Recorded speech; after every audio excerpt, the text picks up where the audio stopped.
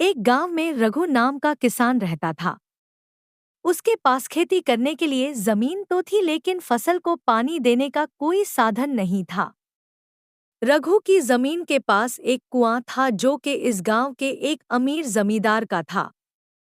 रघु ने सोचा कि अगर मैं यह कुआं खरीद लूं तो मैं अपनी फसल को पानी दे सकता हूं और मेरी फसल की पैदावार अच्छी हो जाएगी।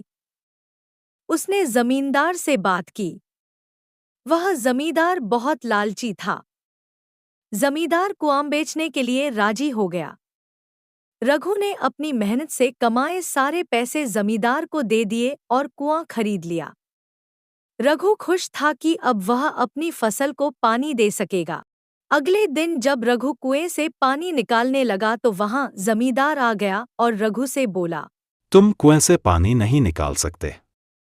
मैंने सिर्फ कुआं बेचा है, कुएं का पानी नहीं। अगर तुम्हें कुएं का पानी भी चाहिए तो मुझे और पैसे दो। रघु हैरान हो गया। उसने जमींदार से विनती की, जमींदार साहब, मेरे पास जो पैसे थे मैंने सारे आपको दे दिए। अब मेरे पास और पैसे नहीं हैं।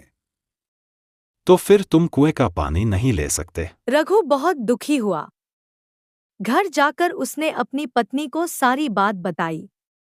उसकी पत्नी ने कहा, आप जाकर हमारे राज्य के राजा से मिलिए, वह आपकी सहायता अवश्य करेंगे।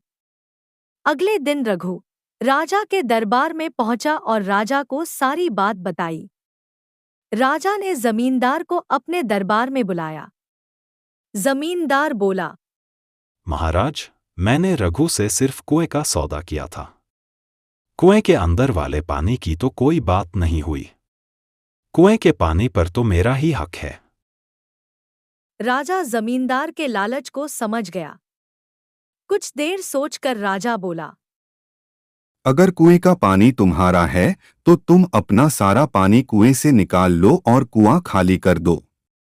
अगर तुम अपना पानी रघु के कुएं में रखना चाहते हो तो तुम्हें रघु को उसका किराया देना पड़ेगा। जमींदार समझ गया कि वह अपने ही जाल में फंस गया है। जमींदार बोला, महाराज, मुझे माफ कर दीजिए। मेरे मन में लालच आ गया था। कुआं और पानी दोनों रघु के ही है, मेरा उन पर कोई हक नहीं बनता।